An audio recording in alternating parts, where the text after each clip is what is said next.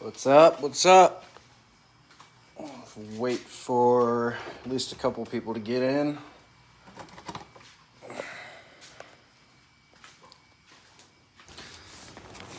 Oh, yeah.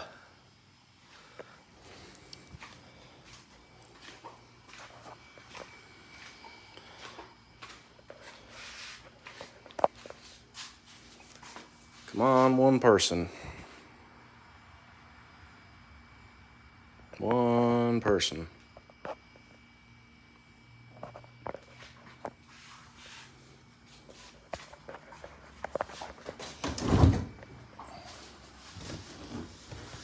Ugh.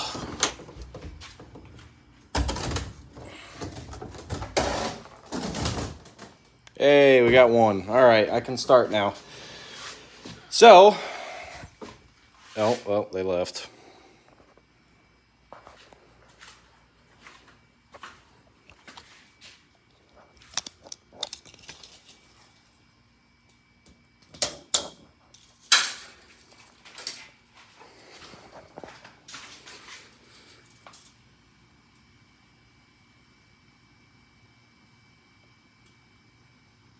All right, I got somebody in here so I can start explaining what's going on.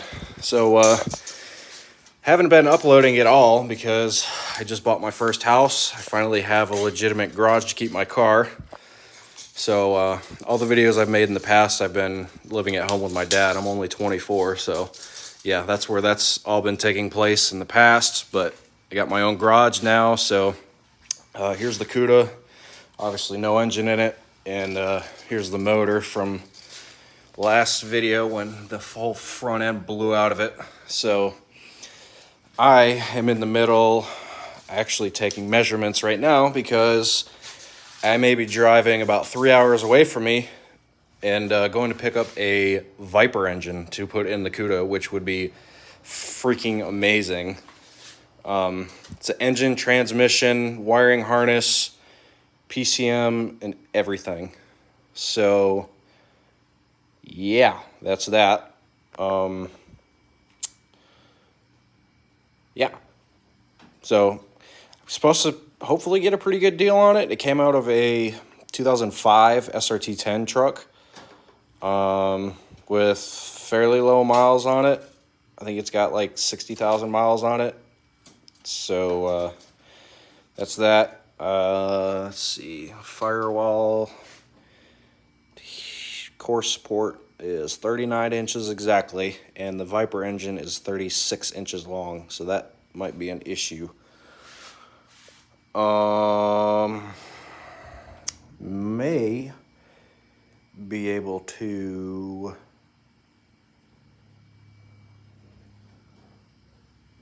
get this cut out and put like a newer car style radiator, the ones that are really thin, and just tuck it in right behind here in order for that to fit, because that thing is a lot longer than actually I was anticipating. I don't know. I was just reading on some forums. It's 36 inches long, so I don't know if that's just the block itself or if that's the back of the block all the way to the front where the accessories go. Because if that's the case, if it's all the accessories and everything, then I'll be in good shape. But 36 inches is mighty close without having any accessories on it. So I'll have to read up a little bit more and see what I can find and do what I can tonight, because like I said, that Viper engine is like 3 hours from here. So I need to get this and try and figure it out tonight.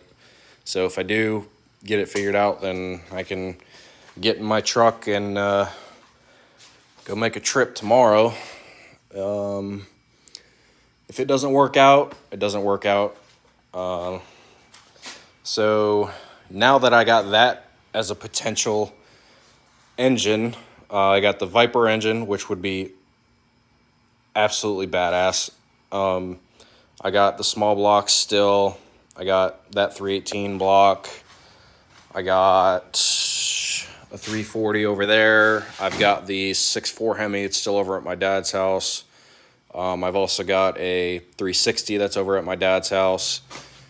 I was wanting to put a 426 Hemi in my car. As you can see, I picked up these valve covers when I went to the Carlisle Chrysler Nationals last year. I go there every year. For those of you that have been with the channel for a little bit, know that. So my car won't be ready to go this year, unfortunately, because Carlisle's in like 3 weeks, and I have nothing to go in my car. So I'll be there at least. The car will not, unfortunately, like I said, but I still got all these crates, or some of these crates to go through. I got boxes to go through with all my parts. I got engine parts there. All this mostly is engine stuff. I got most of the cool stuff up and decorated, the Hemi valve covers and all my Mopar stuff.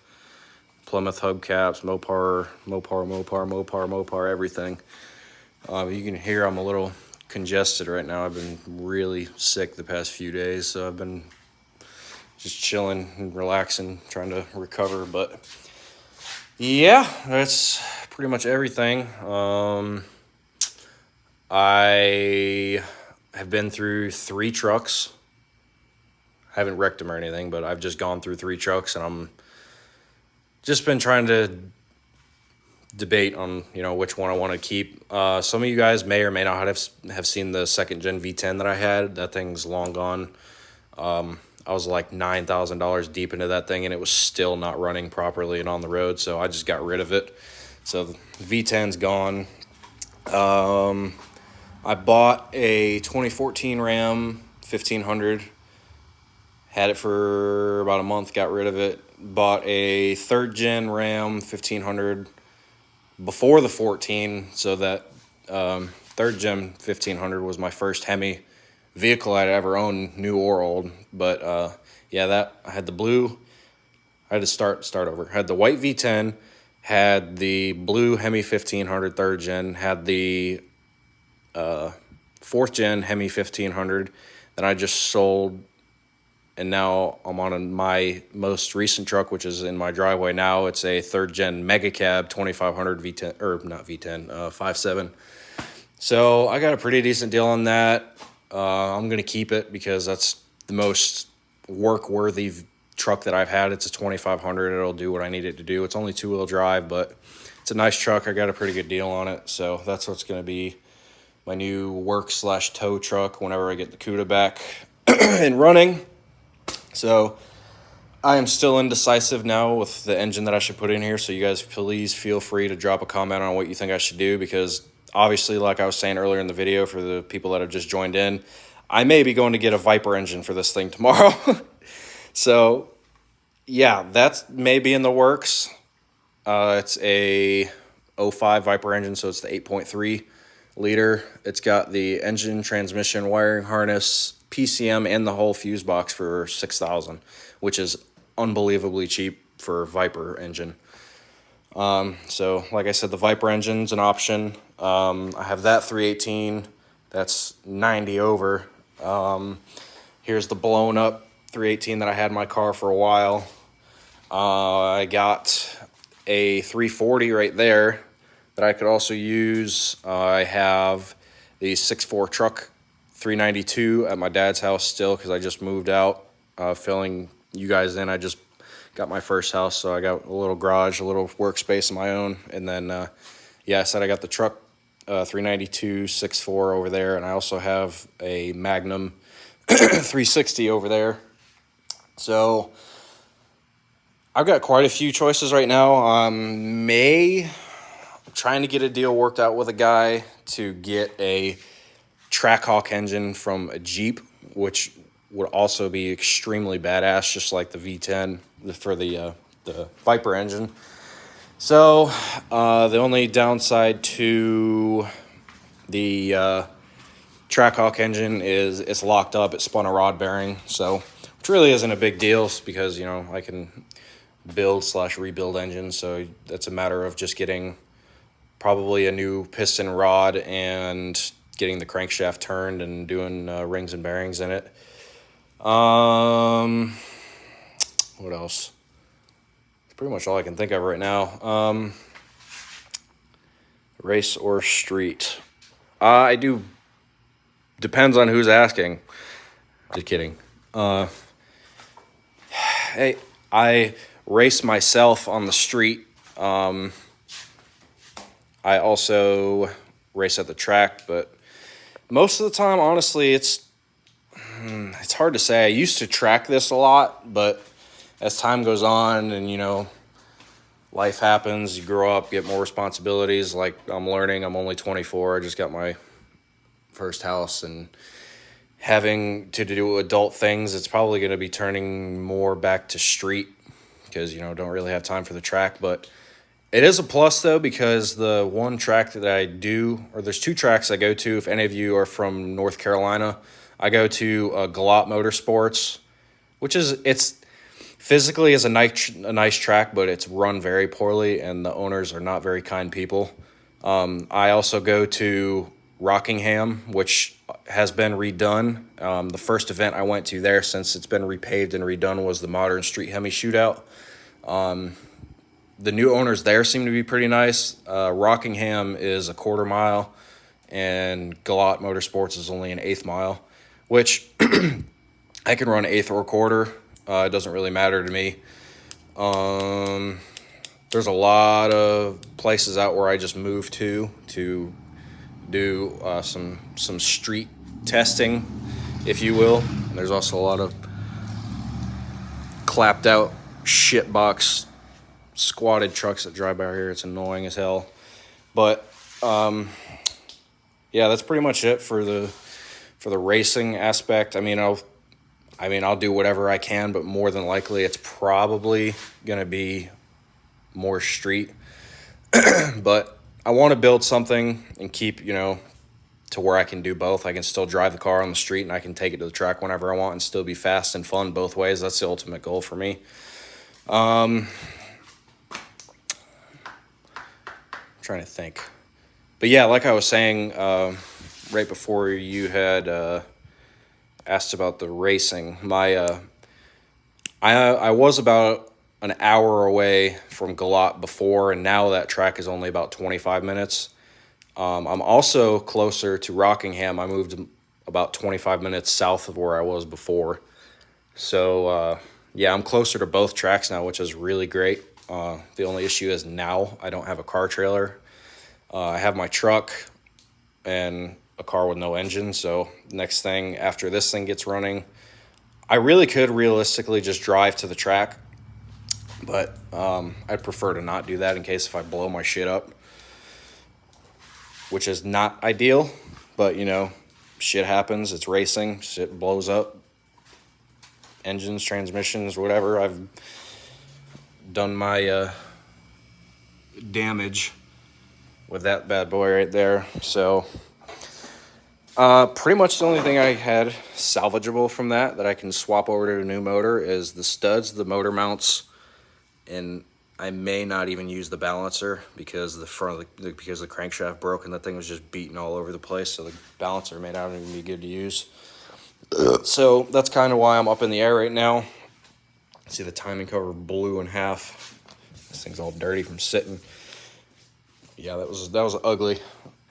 So the only shtick with the Viper engine would be is that it's an automatic, which really, I don't care, it would be badass. It's a Viper engine, but it's got an automatic mated to it right now. Any small block or Gen 3 Hemi, I could keep my 833 4-speed. I found out I can buy, I don't remember who it's from, but somebody makes a adapter flywheel to just use a standard 10.5-inch clutch that'll bolt up to a Gen 3 Hemi crankshaft, so that will bolt right up, so the offset spacing will be right for the clutch and the throwout bearing and the splines and everything on the input shaft. And I think that was like $400 for that flywheel, which isn't bad. But the thing is too, if I stay manual, my other clutch was completely toasted, and it was like a $900 clutch. It was a McLeod, however you say it, twin disc clutch. So manual is not cheap. It's fun, but it's not cheap. You break a lot more stuff. It's a lot more to keep up with. So that's also kind of up in the air right now. I want to ultimately get a gear vendors and just keep the 4-speed, or maybe get a TKO 5-speed or a Tremec 6060, which is a 6-speed. That would be pretty sweet. Another thing that I was thinking about that would be pretty cool is if I got an 8-speed, one of the newer 8 HP 70s or the 8 HP 90s, which were from the Scat Packs and Hellcats. So I do occasionally get some cool stuff through where I work. I work for Dodge, so sometimes people bring their stuff, and I can get an engine or a transmission every now and then for cheaper than it would be to just buy it outright. So Gen 3 is always an option. Small block, obviously an option. I have a few of them. I found these at Carlisle last year, so now just because I bought 426 Hemi valve covers, now I got to build a 426 Hemi. You know how that goes. There's my seized trophy from when the 318 blew up. That was a nice one. So, all right, yeah, I'm already creeping up on 20 minutes here, so I just figured I'd go live and fill you guys in on what's going on and what I got in the works and what's going on. Kuda's still here. I'm still here. Everything's still here. Channel's still here. So, yeah, if you guys, like I said, I love to hear other people's input and, get other people's opinions. And, you guys are what make my channel. It's not just me. So, yeah, it's been a hell of a lot of work getting my first house and just moving. And I'm a mechanic for a living, so now I'm going to have to buy 2 full sets of tools because I have my toolbox at work, and that's slam full of expensive tools now. I have to buy... This isn't even mine. This is just here for a friend, one of my buddies that lives next door. He just needed to keep it here. Yeah, I need to buy all tools to keep here also, and all that jazz. So, yeah, everything's, like I said, everything's fine. I'm just, trying to make it and move in and figure things out and, get my money situated with the house, because obviously the house is more important. But like I said, you guys make the channel, so I like to see you guys active and involved in commenting and giving suggestions, and I'll do whatever I can to keep in contact with you guys. And I will post a picture of my truck on like the YouTube feed or whatever, so you guys can see what it looks like. If you happen to see me in Carlisle this year, I'm going. Don't be afraid to give me a shout and talk to me or whatever. I'd love to do it. I was thinking about, if you guys would be interested, also drop a comment and getting maybe some Gary's Garage stickers. My girlfriend, or now fiance, I should say, got me a custom Gary's Garage hat, and I can show you guys that a little, like post it when I post my truck. If you guys would be interested in buying those, I could have some more of those made. Like I said, you guys make the channel, so you guys advertising is growing the channel. I'm trying to advertise a little bit, grow the channel. Ideally it's possible, but I would love to have a professional YouTube page and be with my friends and have Mopars and drag race and build cool stuff all the time. So, only time will tell with that. Like I said, I'm young, I'm 24 years old. I like to try and get other people that are my age and get them into cars and racing, and specifically Mopars. For all of you guys that know, I'm a diehard Mopar nut. But, yeah. So, that's pretty much that. Like I said, I'm creeping up about 20 minutes here, so I'll try and do some lives here again soon, just to talk to you guys and reply to comments and do whatever I can in the meantime, while I'm still getting settled in and figuring out what I want to do with the car and everything. So I appreciate you guys for tuning in and commenting and showing all your love for the channel. So thank you guys for watching, and I'll talk to you shortly.